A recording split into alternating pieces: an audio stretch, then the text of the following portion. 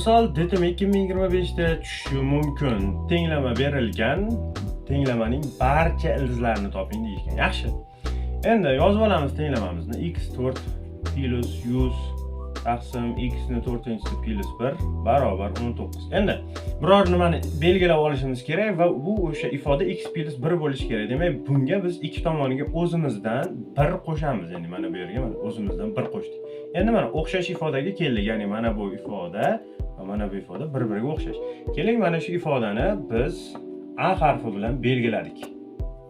Ya'ni ko'rinishini sal osonlashtirish uchun nima hosil bo'ladi? A plus 100 taqsim a barobar 20 degan ifoda hosil bo'ladi.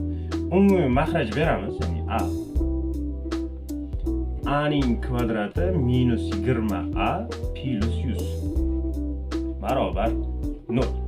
Yaxshilab e'tibor bersak, bu qisqa ko'paytirish formulasiga tushadi. Ya'ni qanday? A minus 10 ning kvadratiga keladi.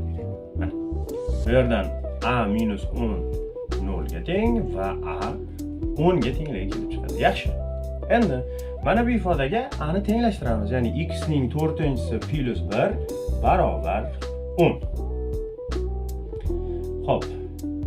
X 4-si teng 9.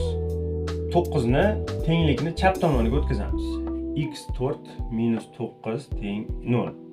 Bu ikkita qavsga ajraladi qisqa ko'paytirish bo'yicha. X kvadrat plus 3 x kvadrat minus 3 barobar 0.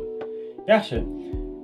Bundan x kvadrat teng minus 3 degan ifoda hosil bo'ladi. Bunisida x kvadrat teng 3 degan ifoda hosil bo'ladi.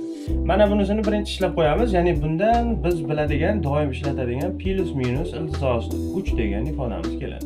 Endi biz bilamiz x kvadrat manfiy songa teng bo'lmaydi. Lekin bu yerda haqiqiy ildiz demagan, barcha ildizlari degan uchun biz buni ichiga o'sha kompleks ildizni ham qo'shamiz. Ya'ni biz bilamiz, kompleks sonlarda i kvadrat minus 1 ga teng. Ya'ni x kvadrat teng 3 ko'paytirilgan i ning kvadrati.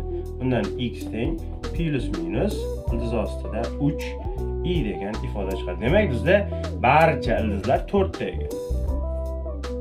Unutmang, bu misol DTM 2025 da tushib qolishi mumkin sizga. Videoga like bosish, komment yozish, abituriyentlarga ulashish esdan chiqmasin.